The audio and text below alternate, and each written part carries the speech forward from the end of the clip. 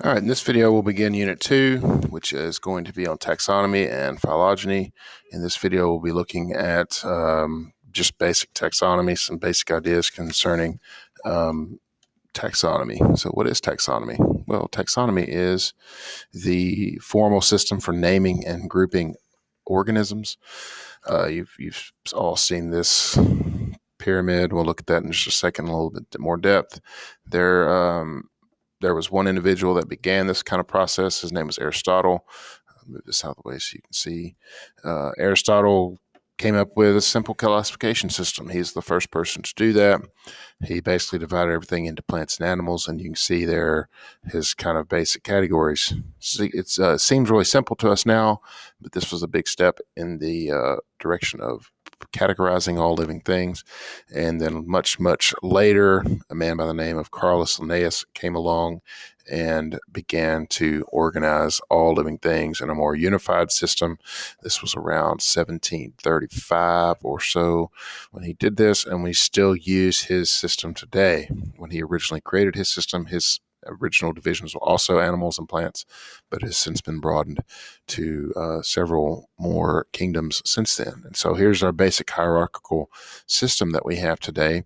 We have domains, which is a group of kingdoms, and we're not going to talk too much about that because we're only going to be looking at one kingdom in this class, and that's the animal kingdom.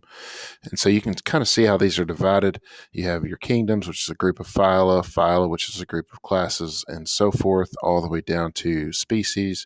You can also divide that into subspecies, which a subspecies is typically a geographical sort of thing, and it's not a distinct mating group necessarily. We will spend most of our time in this class talking about individual phyla of animals, and then when we get to phyla chordata in the spring, we will talk about classes from that point forward into the different classes of chordata. Each one of these groups, so you see how a kingdom has little blue boxes and phylum has little purple boxes and so forth. Each one of these little groups is called a taxon, hence the word taxonomy. A taxon just means an individual group.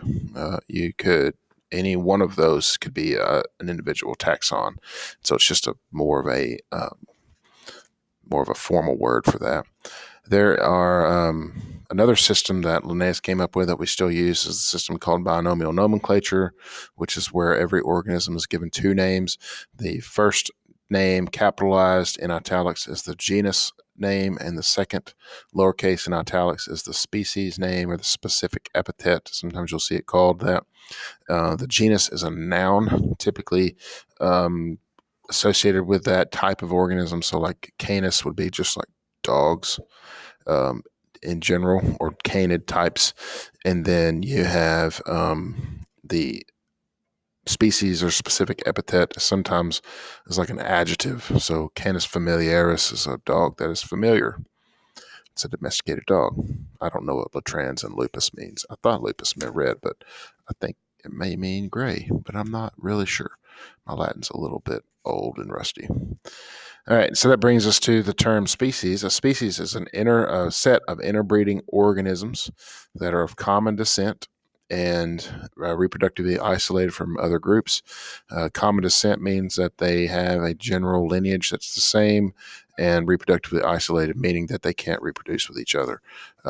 Brown bears and polar bears, for instance, do reproduce, but their hybrid offspring are not a reproductively successful group, and so that's why they are isolated from one another. So they are separate reproducing groups. They behave completely differently, but they do interbreed from time to time, but they just don't create a separate third species that is successful.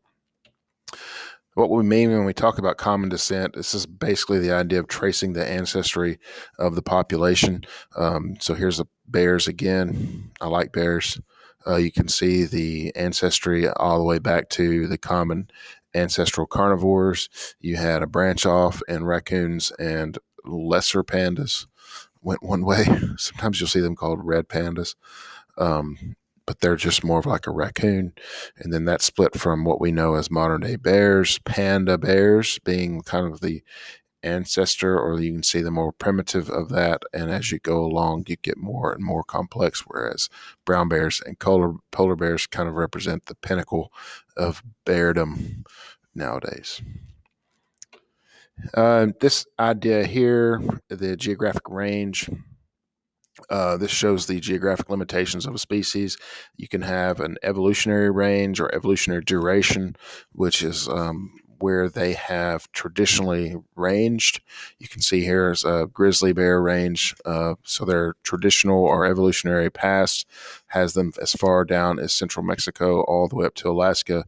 But now they currently don't range that far because of our own species encroaching upon all of those areas. Though bears are starting to broaden their range more because of certain protections available to them. Now, this brings me up to a second idea here, and this is this idea of a cosmopolitan species versus an endemic species. A cosmopolitan species is a species that is found all over the world, usually, or in really broad geographic range, like pigeons are an example of this. Sure, there are places in the world where pigeons aren't found, but in general, when someone sees a bird that looks like that, they pretty much know that it's a pigeon because they're pretty common. Whereas a koala is found in a specific part of the world. They can't even survive in the other parts of the world because their diet is so strict and they only eat a certain kind of thing. And so we call this an endemic species. They can only be found in a certain range of the world, whereas a cosmopolitan species has ranged far and wide. Birds represent a lot of different kinds of cosmopolitan species, whereas larger mammals tend to be more endemic to a certain area of the world.